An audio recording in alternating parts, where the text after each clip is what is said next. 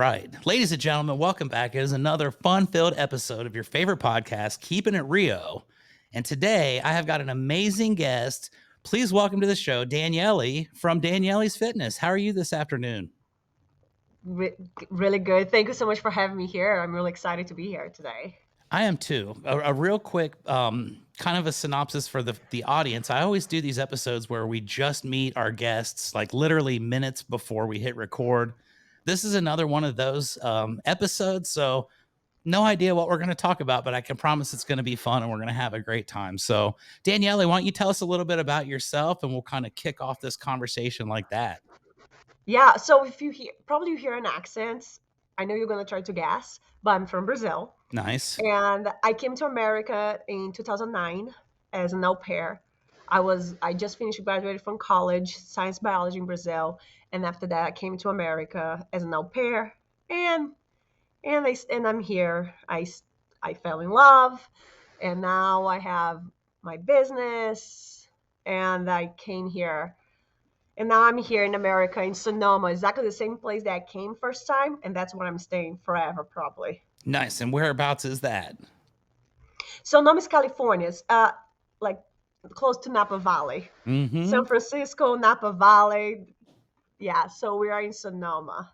Nice. That is a wonderful place. There's a wonderful racetrack there as well. I'm very well aware of. Yes. So there you go. We've already got something in common. I love it.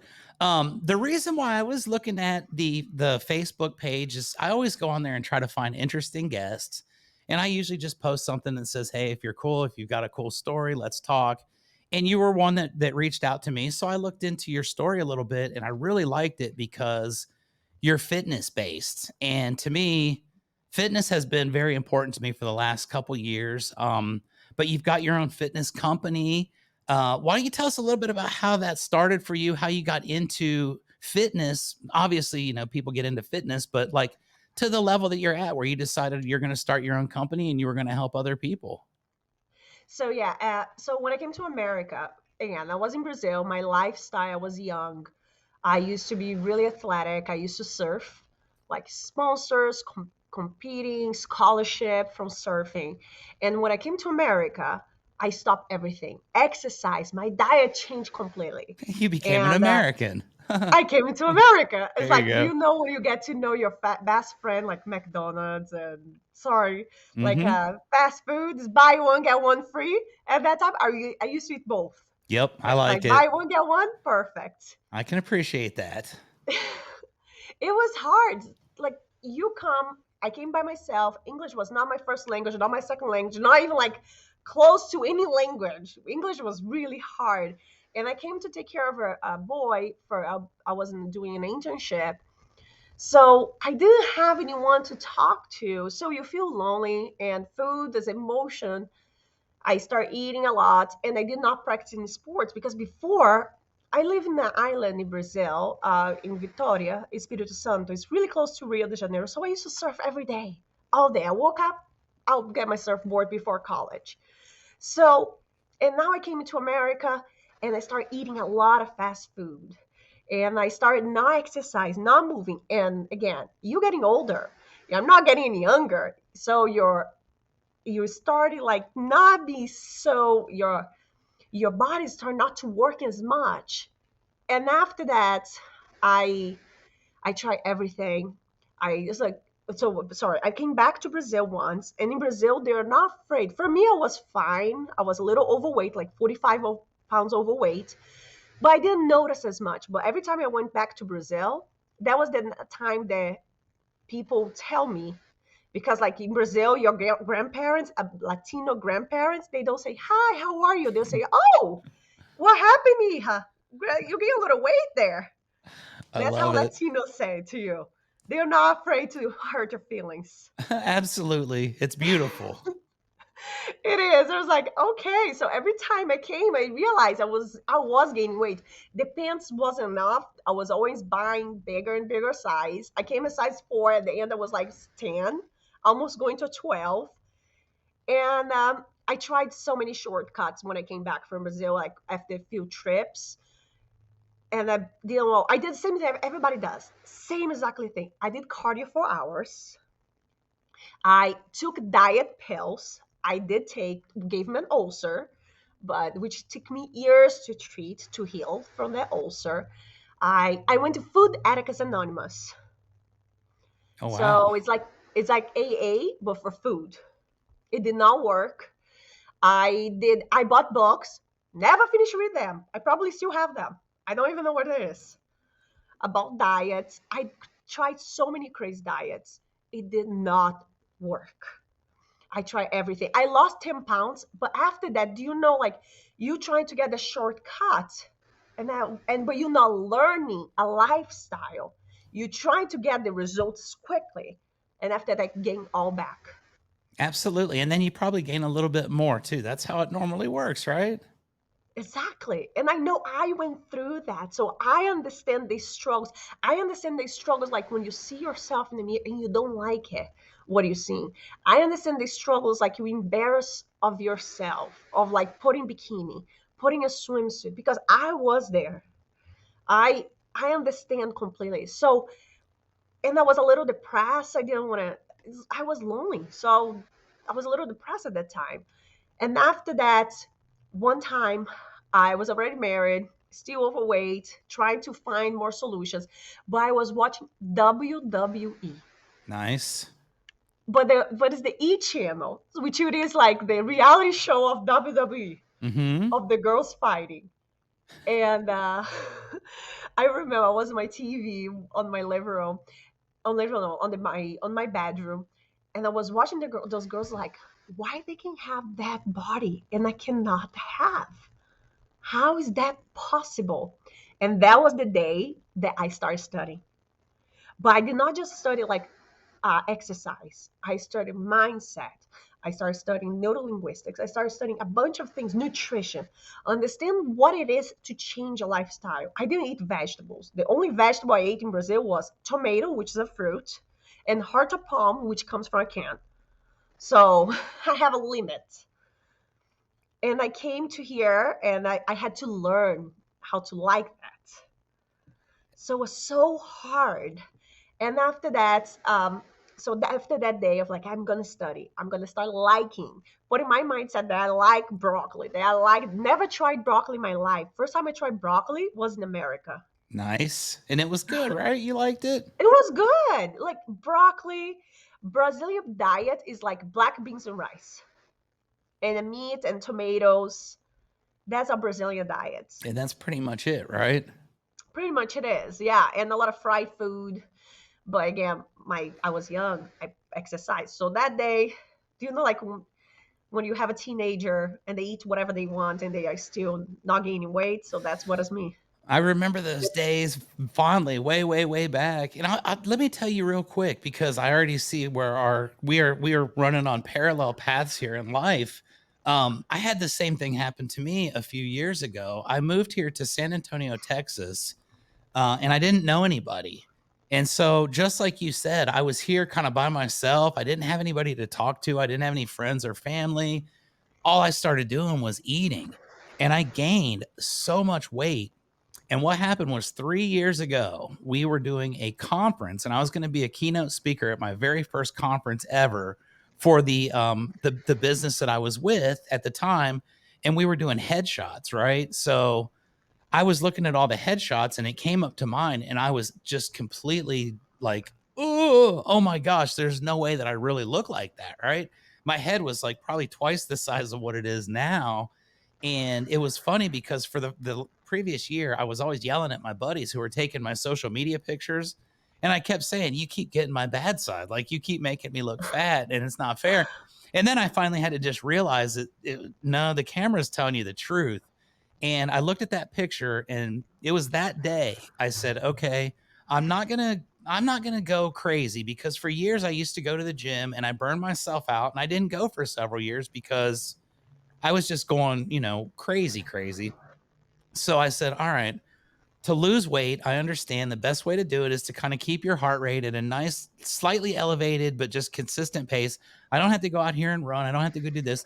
So I just started walking around my neighborhood every night. I would do it, and it was 3 miles. And I remember the first time I did it, I was amazed that I did a 3 mile walk. And then I started doing it every day. And I started looking at the pictures. I never really looked at the scale because I don't trust the scale. That thing lies to you. You know, if you drink two things of water, you gain like 2 pounds. So I don't trust that. But I was looking at the way I looked, and just like you, I started off at a size 32, and I ended up almost, I think, at like a 38 or even maybe a 40. And that right there was my thing. And I was like, oh gosh, you know, and I started coming back down. And over the last 3 years, it became just my absolute routine. I started just doing that and being consistent and going and going. And I lost 90 pounds. So it can definitely be done. And that's just now I know what you and I have in common and why we were brought together on this podcast. So that's just my story. I wanted to share it real quick with you so that you Yeah, know I totally understand where you're at with all of that. And let's continue on with the journey, shall we? yeah, no, I totally understand. I appreciate you telling me your story. I love to hear the people's stories, their struggles, and everything they went through. And I love to hear that. And so after that, I started exercising.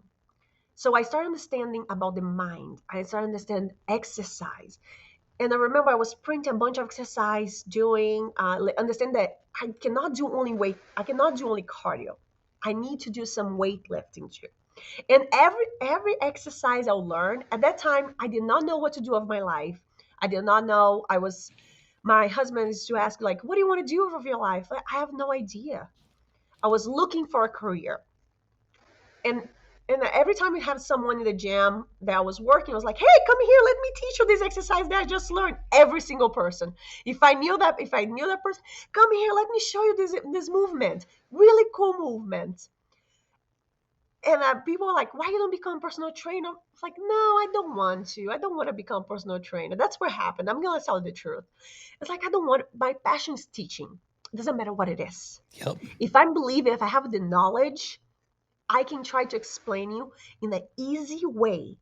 So that way, every single person, doesn't matter what is the knowledge, what is it, doesn't matter what type of the knowledge it is, I can explain in an easy way so you can understand.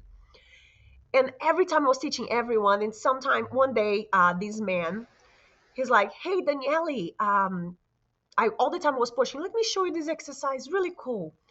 And he's like, "Do you want to train me?" I was like, "No, I don't want to. I'll pay you." "Yes, when?" Let's. Right? It And instantly that's like, changes. that was like really quick. I'm like, "You gonna pay me?" I said, "Yeah." I said, "Really?" I said, "Okay, let's do it." So because he was older, I'm like, okay, let me investigate a little more about certifications. I love studying. I think knowledge it's something nobody gonna take away from you. That's absolutely right. So I love study. I love getting go to seminars. I love going to schools, reading books. That is something that's my passion too. So that person said, "Hey, I'll pay you." Okay, so I started going to through certifications. I became a personal trainer, and after that, I started studying about more about neurolinguistics. And after that, I started getting more and more certifications about trauma, helping people with trauma. And I understand that a lot of people cannot. Everyone, really, I understood that everyone knows what to do. You knew before you decide, "Hey, I'm gonna lose weight." You knew what you need to do. You knew Absolutely. you knew what you need to eat. Yeah, everybody knows what you have to eat. Everybody knows what they have to exercise. They have to exercise, and everybody knows that's good for them. The question here is why you're not capable of. Absolutely. What is stopping you to eat what you should eat? What is stopping you not to stop eating the things that's not good for you, and you know that? It's a So, block in and your mind, right? And that's the hardest part is overcoming that. And I love that that's where you started because that's where most yeah, people quit. So that's awesome. yeah, and exactly, and I understood like emotional eating comes as from childhood. When you have a baby and you're breastfeeding a baby or you bottle feeding a baby, that's the first time you start associating love with food. Is the Oh first wow. time. in your Yeah. life. So you come all the way. It is all your unconscious. Everything that happened to you in your life is like an iceberg. Above the water, it's what is your conscious mind. Everything that's happened, you remember. Everything under the water, all the ice under the water is all your unconscious mind. It is everything that happened to you. It is there. That's telling you who you are right now, is dictating that what happened to you in the past is dictating, creating habits, creating emotions, making you either you make going to some road or stopping. That's so true. And boy, I can tell you for a fact, I know that. That's the story of my life right there. And Yeah, it takes a lot of willpower and it takes a lot of mental fortitude to break out of those generational habits and to break out of those things. And I'll tell exactly. you, the reason why it was me is because everybody in my family was obese and none of them are alive anymore because they were. And my mother was addicted to soda. Like she would not drink water. I never saw my mom drink water in my entire life, but I saw her drinking Pepsi and she'd drink, five, six, seven of them a day. And that's not good for you, but like you said, that's what happens is it's programmed from a young age and it takes a long Yeah, time and you have to be very focused. Like I moved all the way from one side of the United States to the other into a place where I didn't know anybody just so I could start over again, very similar to what you did. And that's yeah, great. it's funny what you're saying that about your mom, because one of my programs is mind body transformation, and you start understanding the emotions. Your emotional eating comes all the way from childhood. The thing is, you breastfeed. The first is the breastfeeding. You understand the eating and love.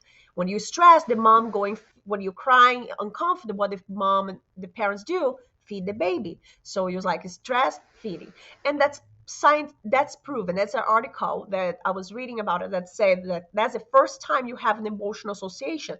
And when you're growing up, you start introduced with soda, coca cookies, pizza, so you have more, so you start getting more food.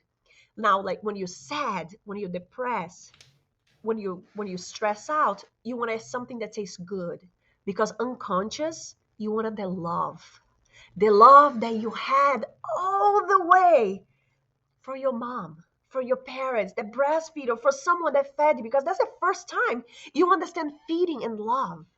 So it comes all the way there, but now it's different food, different addiction. Because as everybody knows this, that sugar is more addicted than cocaine. Yes. So, so this is scientific proof. There is many studies made with rats. That's the rats, they taste with cocaine and sugar. The rats became more addicted to sugar than the cocaine. Activated the same part of the brain. So now now we have the habits, the emotional. Now it's funny you say about your mom, because one of the exercise that we do, it's a family tree, is a genogram. Habits are creating a family, even if we are unaware of them. So it is teaching by generation. When you put a family tree, when you draw your family tree from all the way to your grandparents, to their kids, and you ask yourself, what is a habit that I see in my family? You put in a paper, you have to put in a paper and draw that. And you ask, and that's the time you start realizing habits that you did not know about it, that you pass in generations after generations and after generations. And when you put in a paper, you bring all the ways to the unconscious mind to the conscious now, and you can decide if you're going to keep going, or you break them, or you break the habit, you stop the habit. Be aware of them. Yes, and that's the key. You have to be aware. And I love what you just said because that's something that most people, again, it's a simple step, but you have to put effort into it and you have to literally put it in writing and say, okay, let's trace this all the way back to whatever this was and where it started. What good has it done for us? Probably nothing. So why not us be the ones who break that? And then you can just draw a nice line through it and it's very symbolic. And I think that visual is very important for motivation, for discipline. Yeah. So yeah, I agree with you 100% on that. And there is something else too that is not only about food, because again, you eat because you're stressed or you're depressed. Now, why you stressed too? Why is that stress? Because after COVID, people got more stressed, but now we came back to the normal world, but we are still in a high. Right now, we are really depressed, or you have a lot of anxiety right now in the society. And now we are normal because people thought that after this done, after the COVID's gone, we're gonna become normal again. No, we were worse than previous before COVID. And now, how you need to understand what is that stress coming from, because stress will make you gain weight if you because your cortisol is up. So your cortisol is up. Cortisol is a stress hormone. That stress hormone is made for you to go. There's a fight and flight response.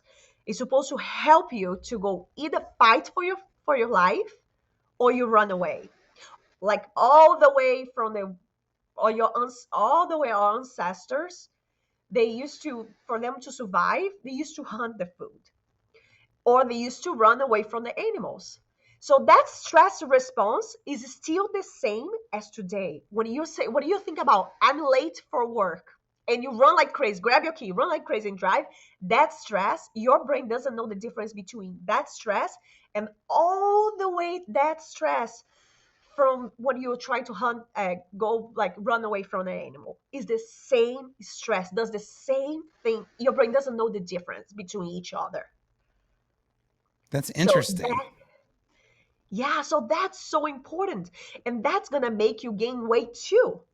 The cortisol, when cortisol is up, your glucose is starting.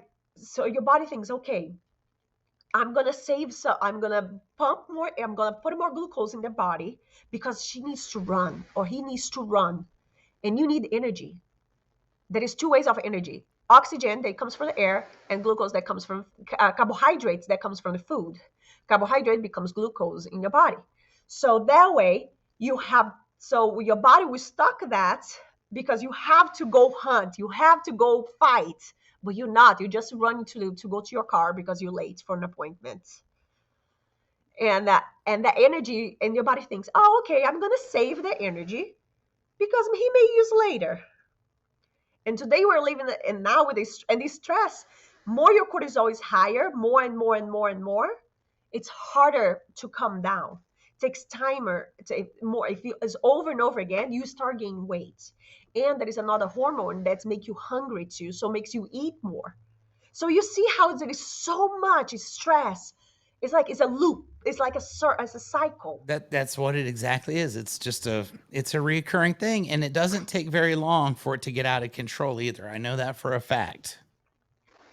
Yeah. So imagine now. Now you have stress, you're you have an emotional eating, and after that your cortisol is up, melatonin goes down, because melatonin doesn't work properly. And so if melatonin doesn't go properly, you're not sleeping. So if you're not sleeping, your brain's not going to function right. So there is a higher chance you create some type of disorder that you already have, like bipolar. So if people that don't sleep properly, higher chance the bipolar to come back, or depression, or anxiety, or I don't know. I have kids. If my daughter, I have a daughter. If my daughter doesn't sleep, next day she's a nightmare. And I'm stressed out if For if I don't sure. sleep. Everyone. So imagine that. So you're not sleeping right because you're stressed out, because the melatonin is not working. Now, your intestines is not functioning right. Remember the fight and flight response that you have to go run? Your digest system stop working properly, because that's not the time for you to digest system, because you have to save your life. So that way you mess up your intestines, your digest system, and the hormones that produce happy hormones are produced in your intestines. I tell people, if you call people that are constipated, they're always in a bad mood. That's very true. Very true. I thought it was for a completely different reason, but you're right. That is very They're true. Because their hormones are not producing properly. So you see, there is so much that people need to understand. So now we have to work on the food. Now, how are you going to work on your stress? First, you need to understand why you're stressed out about it. So there is so many techniques behind that, like meditation. Meditation is not for everyone, but there's so many types of meditation. Do you meditate, Chuck? I do. I mean, maybe not like formally meditation, but yes, I do. I like to take 5 to 10 minutes every morning and just sit in my room. It's dark and I don't really think about anything. I don't check my phone or anything yet. And just kind of, okay, I'm still here. I made it another day. This is good. What's today going to bring? And I always try to put myself in a positive mindset. I get up very early. I get up at 3 o'clock every morning, and I go to Oh the wow, that's gym early. every single day at 3:30 or 4. I'm always at the gym. I have a Planet Fitness down the street, and I've been going there for the last 3 years, and that's been a huge, huge reason for my physical fitness transformation as well. But yes, I do. The first thing in the morning, I think about my day and I just kind of focus for a minute, and then I get up and I Yeah, continue to go. But it's very detailed for me because, like you said, if you don't do it, I'm at the point in my life now where if I don't go to the gym at 4 o'clock in the morning, I will be very upset with myself later on. And I'll end up going at some point in that day because I can't let go of that. It's always like, yeah, oh, you let yourself down. You failed yourself. And it's those moments when I could lie to everybody and say, yeah, I went to Planet Fitness, and I could check in on my Facebook even. Like I could do that from my house. I did it one time. yeah, And that's how I know the feeling that comes from that because I did it and I knew that I was lying. Not just nobody else cared, not one person cared, but I made that happen and I was lying to myself. And if you lie to yourself, then, I'm the only person I can really trust in this world as far as I know. And if I can't trust me, there is no point in even being here. So that's always been my perspective. But yeah, yes, I love to do my early meditation for that very reason, just to keep myself from going insane. yeah. Meditation. There's so many ways of meditation, and that's something I teach in my mind body transformation. First meditation we do is drawing. You have to draw. There is three drawings. I ask the first one, draw yourself right now. How you see yourself. Again, because when you put in the paper, you're going to activate the unconscious. And drawing is another way for you to connect to everything that happened to you and you put in the paper. That's why a lot of kids psychiatrists, um, they use drawing for to make sure for to bring what the kids are trying to say to them. Or like for example, Frida, the biggest Mexican painter, she was sick in her bed for a long time, and after that she had a bus accident, and she used painting to show how she felt. So every part of her painting there is a meaning. I have one client that she if you look at her, you never think anything happened. Do you know, like those people, like you think like the life is the grass is greener their side. Oh, yeah, there's a lot of them. And then you Yeah, realize we're all the same. None of us they are always, perfect. yeah. And I went to her house and I look at her paintings. I'm like, oh my god, so beautiful painting you have there. And she's like, oh, I did it. It's like, whoa. But every painting was showing some darkness, every single one. And I asked her, what happened to you? And she's like, what do you mean? I was like, look at the, like how I see the paintings. There is always a darkness behind. And after that, she told me his story. And that's what I understood. And I understood through her painting that is a lot more than just a beautiful painting. There is a lot of unconscious mind connect there. And paint. So draw yourself how you see yourself, and draw. The second drawing is what is the biggest problem, and the third drawing is a solution for your problem. Again, when you put in a paper, you are more calm. You can think about it. What is the really the solution for my problem? And after that, you're gonna notice that's much easier than you thought what it was. It always ends up being easier than what you thought it was going to be when you really stop and think Yeah. about it and you don't stress yourself out. That is such a great point. And I use that for my own business. For my own business, not for only my personal life. I say, okay, what is my business right now? What is how I see myself? What is the biggest problem? And what is the solution of my problem, my business? After that, how I'm gonna get there? How I'm gonna get to that solution? It makes it So that is, a lot better to focus and maintain your drive throughout, right? And you accomplish those goals and you get those solutions. I did. I did. And it's like, but putting there in the drawing is one thing. So after that, we learn about mindful eating. Connect with your food. You cannot do two things at the same time as much as you think you can. You cannot.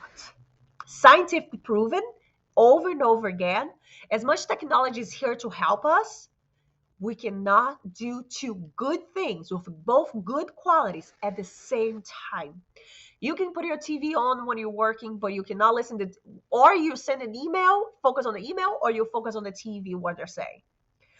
Like you cannot talk to someone and connect with your food at the same time.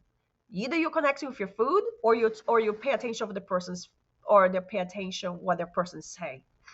So I teach techniques how to be more mindful eating. Even if it's a glass of wine, if it's a eating, whatever it is, pay attention because a lot of times you're gonna connect more with your body, and you're gonna notice that you don't need as much as you thought. That's very And true. yeah, and then I like to teach my clients in the program. I like to teach my clients more about what is a protein because people don't know the basic. What is a protein? What is a carbohydrate? Different types of carbohydrates. Um, what is a fat? What type of fats are there? Like for example, one thing I like to tell my clients is there is this study, really cool study, was made for diabetic people, and they noticed the glycemic index and the insulin. So the glycemic index is every time you eat something. For people that are listening, they don't know. Glycemic index is every time you're eating something, how fast that food gonna turn into sugar. That's what it is. If it's, let's say, if you're gonna run, go for a race, you wanted that candy because you need the energy right now to help you the race. So because it's gonna break down, you're gonna eat the sugar that is no fiber, and you're gonna eat and gonna turn to sugar really quick, and that's what you want. But if you have a little more complex carbs, more fiber, that's what you need. It takes longer time to digest, so the energy is really slowly and you're going to feel more fuller.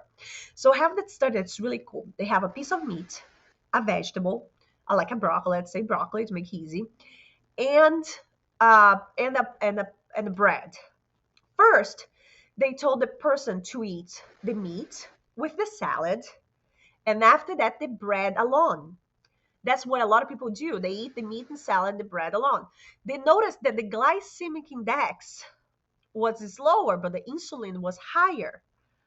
The best way for you to have a low insulin and low glycemic index for you to keep your weight, for the glucose, for the sugar doesn't go too fast in your blood system, is for you to eat your fiber, your vegetables first, and after that, the bread needs to be with something else.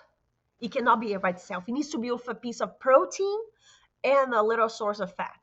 It needs to be together. So always eat them together. And the fiber, my husband's a plumber. It's like I tell people, it's like putting like first you put a bunch of vegetables on a pipe. So after that, when you put in the water, it's harder to go down. Yep. So that's what it is. So it's like you put a bunch of vegetables because it's really hard to it's fiber, a lot of fiber. So it's harder to digest. And the bread alone, they if you in the bread alone will slow down the glycemic index because your body is still digesting. You want to have the pizza? Okay, have a bowl of salad, bowl of vegetables before you have the pizza. Do you want to have a burger? It's okay. First, you're gonna ask for extra salads, extra vegetables on your burger, but you have to have your salads before your burger. So I think learn that's how to. fair. I'm not gonna tell you to eat forever like a lettuce, wrapped lettuce in a burger because it's not. This is life. You want to eat good. You don't want to be in the diet forever. Absolutely. And the truth is, if you do eat well and then you decide to have a hamburger one day, it doesn't usually feel as good as you think it's going to. And you actually end up feeling bad after the fact. So, you know, if you Yeah, really keep control of yourself, that's one of those things where now I'll still go and do that, but I regret it every time. And then you think about that in your mind and it's like, well, okay, I'll just get the salad and not get the hamburger after it this time, you know? yeah. I don't regret because first, I know I'm eating the salad first. I ask salad for a lot of salad, not only salad, because a bowl of spinach doesn't have a lot of fiber. People think, oh, I have my fiber of the day. You need 25 grams of fiber. A big bowl of spinach only has 2 grams, and you need 25 grams. So there is not a lot of fiber there. But I ask for broccoli, beans, put a lot of there. And with the burger, I'll ask for tomatoes, extra lettuce, a lot of more vegetables. And I may not want to eat the whole thing. And I'll ask also for a whole wheat instead of a regular bun. Because again, I want the fiber. I want to get the fiber. In America, people don't have it. You need 25 grams of fiber. Most Americans, 25 to 35 grams. Most Americans only eat 15 grams of fiber because black beans, garbanzo beans, the legumes, they're not part of their diets. But if you go to South America, it's a different story. Yep. And that's like I said, welcome to America. That's why we are obese as a country because we do have all these terrible options. And I totally appreciate that because it's convenient and it's fast and it's simple. But Yeah.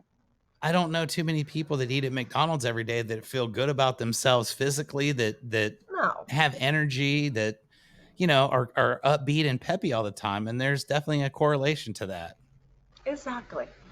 And learning how to eat, learning the techniques, how to match your food, that makes a lot of difference. And that's how I was able to lose weight. First, I introduced new vegetables, but I made them taste good because make taste crap doesn't work for me. Right. You need to taste good your food and be creative. And when you start new recipes, let's say you decide to create a one recipe. You go in the kitchen like, oh, let me try this. Let me start modifying the recipe. Like say you want to make a pancake, but you want to make a more healthier pancake. So you add a shea for more fiber. You start changing the recipe. If you like that recipe, write it down because you're not gonna remember later. Nope. I promise you that. So I when my weight loss journey, I tried so many recipes that I had to written down. Today I have so all my clients receive a notebook with a bunch of recipes, but a lot of them were my recipes that I've been modifying. I want a pizza. So my pizza was like a cauliflower and a or a garbanzo beans pizza. But I had to modify in a way that tastes good because Yeah, I did nobody not likes to want to eat eat. cardboard, that's for sure. Yeah, it needs to taste good. And you get when you get that, write it down and learn about mindfulness, about how to like about meditation techniques. Learn about your traumas because your trauma. Everyone has trauma. Doesn't matter your age. Nope. If you don't have yet, you will have one day. It's part of life. Indeed it is.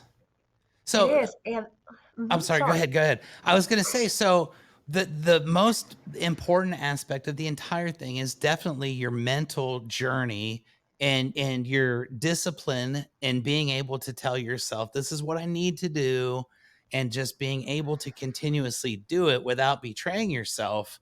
Um, Once the diet gets correct and everything's good, you've incorporated in your working out, you start seeing major results, and now you're also able to teach this to others. So tell me a little bit about your clients. You said you started off with just a guy came up to you. You start building up some clients, you start getting some results from your clients and seeing them changing. Is that like for me, I'm just like you. I love teaching things. I had roofing. I've been in roofing for 25 years, but I don't really care about roofing. I like teaching people about how roofing works. I like teaching how Mhm. insurance claims work and all that. And I find that there's a huge sense of fulfillment from educating other people and then seeing them do well. I'll train somebody to sell a roof and then they go out and do it and they make money and they can support their family. I have to assume that at some point you realized, okay, I've got something here. You've got something really amazing. It's worked for you. it's constantly working for you and you understand it. Now you want to share it with everybody and you start your business. And tell me a little bit about that dynamic. You start your company, you get in with that, and you start teaching people and seeing those results. I feel like that's probably your ultimate source of joy when it comes to this Yes. whole thing. Yeah. So when I started my business, I started understanding more about the mindset, and I noticed, and I was teaching the people more about personal training. So during the pandemic, now after the fires, we have the big fires here in Sonoma County in Santa Hmm. Rosa, destroy half of the place that we close to us. So after that, um, this company, this organization they call Center of Mind Body Medicine, they are a big nonprofit. They're focused on trauma, and they some the county hired a company to create a facilitators in Sonoma County. And I'm like, oh, it was like, I love studying again. I'm curious. I love studying. Like, I'm going to try to become one facilitator. So I was going through the course and I look when I was going through it, it was like, that's what my client needs. This is what it is. It's not about neurolinguistics. Change how they talk. Because a lot of times the way they talk, the way they describe themselves, not like that. I have to go deep, deep, really deep, but showing them techniques for them to do it themselves. I'm not going to be a therapist. I'm not going to be a life coach telling you what to do because I do this for personal working out. Training, yes, I tell you exactly what to do because I know you. I'm going to understand your body. But when it comes to your mind, you have to find the answers. I'm here teaching techniques that you have to find. And that's what this center of mind body medicine did. We are the creative facilitators, and I started like, okay, my clients need to heal the trauma for them to heal themselves. So exercise, nutrition, and understand the trauma. And I started applying this to my clients. So, and after that was 2019, and we hit COVID, and that was my time to do my groups. So I sent an email to a bunch of people like, hey guys, I'm gonna do my groups online. Do you guys want to be part of? So I had people with prostate cancer that was even trained with me or one of my team, breast cancer during chemotherapy. A lot of people got divorced at that time, so clients came and did that. Uh, Afraid of COVID, that was the big one. Family separated, or the anxiety of COVID that we don't know what it is. So we did online that group. The transformation was like out of this world. It's like people that are going through breast cancer, for example. They know they are focused on the body. Yes, exercises. We again as a trainer, we are helping them to move the body a little bit, and after that, together with the physical therapists, and that they hire us so we can help them a little bit, and they're part of those groups, my groups. It was like life change. They learn techniques how to breathe, how to calm themselves, how not to use food as emotion, understand their body. And during the process, their treatments, they say they were so helpful. Like for example, I have one client, he was had prostate cancer and he was part of the group. He said the techniques, and I was the one training him, not my employees. I was the one training him and too as a trainer. He said the techniques that he learned in the group made him be able to go to the bathroom. Because if you're a listener, you have prostate cancer, you know someone with prostate cancer, that's the hardest thing ever. It goes, Yes. it's painful. And learning how to breathe, connect, and learn how to release that stress, he was able to go to the bathroom. So the small things, so he was exercising, eating healthy, and doing things that's normal for everyone to do. It's like normal thing. People that got a divorce is like death. When you get divorced, it's like the other person's dying, but it's still alive. Yep. You go through the same stages of life. Same thing. Through anger, more happiness and anger, disappointment, crying. It's the same stage you go with death. So but with those techniques that the person learned, they learn how to release the stress, release the trauma, and are able to move on, keep moving, keep looking forward. So in the first day of my groups, first you draw yourself, and the last day after 8 weeks, you draw yourself too. And then we compare the drawing at the first day and after the eighth day, the last day, the 8th week. It's like it's another person. And they like, oh my God, this is how I see myself now. And they don't remember the other person. Yeah, it's such a beautiful thing, right? And it's amazing how that can happen. And I was going through my Facebook pages the other day, and I take a lot of pictures of myself for social media purposes for business and things. And I saw one from 3 years ago, and it was like, "Oh my gosh." And I posted the 2 side by side, and like, you would not even believe that that was the same person, and I was that person, and I couldn't believe it, and it was Yeah, like, "Oh my gosh."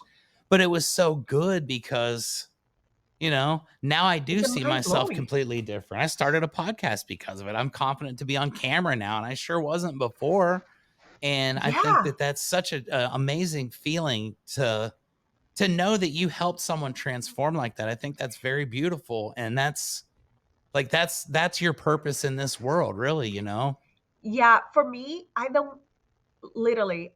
If the client say I want to lose weight, okay, I can make you lose weight. That's not the problem. But I don't care about that.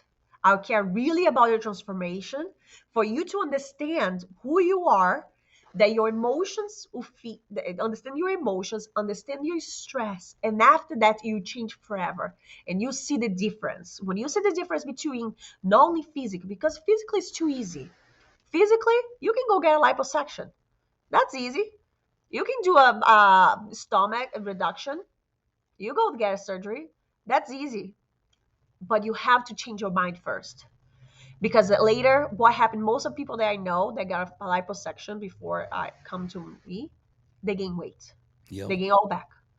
So many people I know, they did reduction, stomach reduction, they gain all back. Yeah, So it that doesn't was my matter. father. My dad had, he had the weight loss surgery, and he gained all of it back and then some, and I knew, just like you said, I knew that was gonna happen to him because you can't still eat potato chips and lose weight just because that happened, and it's more the mind and the actual work than it is, the results sometimes. Again, you have emotion, you have the connection there. So what is that? What is coming there from? What is that? Why are you eating that? It's not only for taste good, because there is so many things in life that taste good. There is a lot of connection there. Are you stressed? That's why you're gonna get ice. That's why you're gonna go get some bunch of ice cream, and after that, or you're gonna drink. You're gonna open a bottle of wine after a long day of work. Why are you doing that? What are you try? You put a band-aid in a cut, but you're not healing them. You have to heal first. You have to go deep. um, I teach, so I realized in Sonoma County, I was teaching a lot of people about mindful eating. But Sonoma, they live what I live, the place where I live. Mindful eating is not really the problem here. It is mindful drinking. I live in a wine country. For sure. Let me tell you, it is hard. It's like you start a party here in the wine country. You start for one bottle of wine. You can open you or you hosting the party and you do two bottles just to be nice. At the end of the party, you're gonna have 12 bottles and you still have your two closed. Yep. Nobody gonna open your two bottles because every person gonna bring one bottle of wine. And they're gonna have it for themselves. Yeah, and it's like there is not a so I created so at the wineries, like, how am I gonna teach people about mindful drinking? And I'm like, oh, okay, I'm gonna teach in my classes, but I was like, no, I need to go a little deeper. So I started teaching at wineries, wine yoga. So the reality of what it is you're gonna go to a meditation, a deep meditation while you're drinking, the connection, your relationship, and understand that all of the people that glass of wine, it was so much energy put on that. The people that harvest, the sun, the rain, the every single step. And I remind you that every single step, and you're just connecting. And after that, we'll do yoga with a glass of wine. But the rule of my class is by the end of the class, you still need to have wine left. That's the rule. Because I want you to understand, in 1 hour, you still have wine left in 1 hour. In the small glasses, just like a little bit. You can take sips anytime, but you still have to have for a last meditation. I like it. That's a So good rule. yeah, so that way, and it's funny because I started doing this even in hotels in Sonoma County, and we start getting clients. So I explained why I created that, and we start getting clients for my programs of the mind body transformation because of us teaching the mindful drinking that we call Vin Yoga or mindfulness yoga. That is so cool. And I love it. Your energy is so good because I can just tell how much this really excites you and you're like It really into does. it. And that helps. I mean, it's just your passion. I can clearly see that. We're getting up there. We've been talking for a little while now. I'm having a great time. But I usually try to keep them about an hour. So we're gonna start winding down just a little bit here. Okay. I love where we've gone with our conversation so far. You've come to America and gained a bunch of weight, lost a bunch of weight, come to a place where you can now understand how all that works. You've helped people, many, many people. You've got your own business and you're doing your thing. So let me ask you this, Daniele, if people are watching this, which a lot of people are going to watch this because of the way I'm gonna write the description of this program. People need to know about this, and a lot of people that I know are going to be happy to see this because it's going to be something that's going to help them. But if they want to follow your journey or they want to touch base with you, see how you're doing, keep up with some of the stuff that you're doing, what's the best way for our audience to do that? They can go to either Instagram, Facebook, or my website, everything called Daniela's Fitness. Nice. Website, danielesfitness.com, Instagram, Daniela's Fitness, or Facebook, Daniela's Fitness. I make it easy. I know my name is not easy to spell, but it's Daniele with double L and Y, but it's easy for everybody to understand. And there you can get to know, I have a good team. That's a good part. First, I started myself. Now I have a beautiful trainers and life coaching because in my program, clients also have access to life coaching, and we have a people monitoring all the clients. So that way I'm not the only one because it's only too much. I have a kid too. I have too much for me to do a lot of clients in myself. So I have Sure. a good team that help me out there, and we are helping the clients life coaching and personal trainers and people, just for them to check, keep them track. Hey, and everyone in a small group. If you'll be part of the mind body transformation, you are in a small group, in a small group because in a small group support. Because I noticed that when you're in a small group, maximum of 10 people, you're gonna understand that you're not alone. You're not alone. But if it's too many people, you feel like, oh my god, I don't want to talk. But it's only max of 10, and you are talking to them and you sharing your exercise, how you felt about the exercise, and how was the meditation, and how was it working out for you, the workout, the nutrition. And everybody has their struggles. Every single person, everyone has trauma. Doesn't matter what type of trauma, but everyone has one. Everyone has struggles. Every single person, doesn't matter what it is. I still have struggles with fitness, and I do this for a living. Yeah, Every day it's I wake. it's human beings, we aren't perfect. And that's one thing I always We have are to remind not. myself is if I have a bad day, it's okay. Good Lord willing, there's going Exactly. to be a tomorrow and I can hopefully make it to tomorrow. And if I can go to tomorrow and have a good day, that'll be better than the day I had today. And I always like to start my day off early. Like I said, I go at 3:30, 4 o'clock to the gym because that's my major accomplishment for that part of the day. And if I get Yeah. that done by 5 o'clock in the morning, I've already won. I've already done something that is important to me, that's productive. No matter what happens, at least I'm starting up here. It's way better than starting down here or way down here. And if something Yeah. bad happens, it only knocks you down a little bit and you've still got that win. So I It's really funny. like that. I know we are done here, almost done, but let me tell you something. I talk about habits, how the habits are created. Uh huh. For you to keep a good habit, for you to have a new habits, So imagine old habits, really quick. Old habits is something that's it's you'll be building for a long time, many years, Yep. years and years and years. So imagine a habit that goes in one direction, goes straight. That's a habit that you create every single day. Now you have another habit that's completely different, a different force that's going this way here, going all the way up. That's your new habit. Look at this. That's a pretty different angle. You have one going up, another one going down. So every time, if you let's say you want to do perfect, because a lot of people want to do perfect. They want to Sure. do 1 hour training, 1 hour and a half, and they stop. So they stop, then you have it. You have a force pushing you down all the time. You have a force, you have gravity all the time pushing you down because the old habit, it means safety in your brain. Because that new habit is something new. It's something that you are unaware. That old habit is something you've been creating for 20 years, 13 years, 20 years, 40 years. So you have something totally new, totally opposite direction. Now, again, your brain is like people when they have anxiety.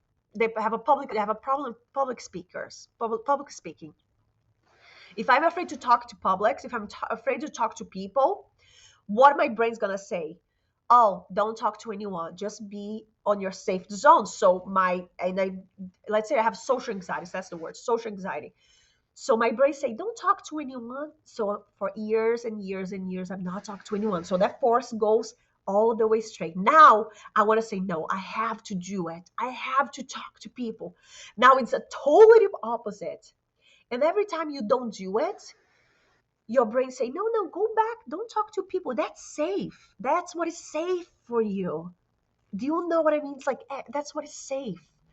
So your brains always try to make whatever you created for years and years and years. So if you want to create a new habit, you have to do it every day. Doesn't need to be perfect, as you said. Doesn't need to be perfect. Doesn't need to be good, but you need to be doing every day. 10 minutes. I'm not telling 1 hour, 2 hours. I feel like Danielle, I don't feel exercise today. Okay. But are you signing up for the gym? Yes. Okay. But you're gonna go to the gym. You're gonna go for 10 minutes. 10 minutes. I don't care. 10 minutes. You're gonna walk for 10 minutes. And after 10 minutes, you can clock out and you come home. But you have to don't start doing like, oh, I'm gonna do twice a week or 3 times a week. People, again, you have a habit that's not exercise over 40 years. Now you're going to tell me you want to exercise 3 times a week? No, for 1 hour and a half, forget about it. By yourself, Yeah. No way. if you're not paying anyone to do it, either you pay someone like me to train you or my team to train you, or you go for a small amount, but you do every day until this become, and it's not 21 days like people say, oh, in 21 days you build. No, it's years. You have to do every day, and gonna be a moment, like you said, you're gonna miss it if you don't do it. Yeah. You're gonna feel And something's wrong. yeah, that's exactly how it feels, and I absolutely love that because that's been the story of my life for the last several years, and this has been such a fun conversation. I always love when I meet new people because neither one of us had any idea what to expect from our Yeah, talk. We have a lot in common, Daniele, and I really appreciate you taking the time to come on here. You didn't even have any clue what this show was either. You didn't know who I am. Thank you for taking the time because this has been so much fun, and thank you. I'm going to check back with you sometime down the road, and we're going to do another episode where we have another hour to Yeah, chat because this has been great.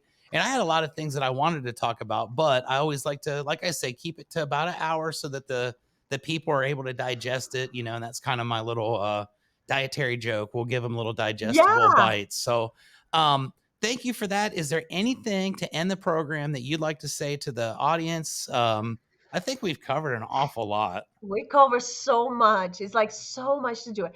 I tell people, if you're depressed, if you have anxiety, first go to your doctor. And don't try to do a solution by yourself. Don't say, oh, I'm going to do by myself. Ask for help I think because that's we are humans. We are here to help every human, everything on nature, on the planet has a purpose. Everything. Even a rock has a purpose on earth. A tree give oxygen. Whale eats some type of fish. So you have a purpose. So helping others make a difference in society, it is a purpose. So if you have a problem, that's okay. Ask for help because that's where humans are made for, to help each other.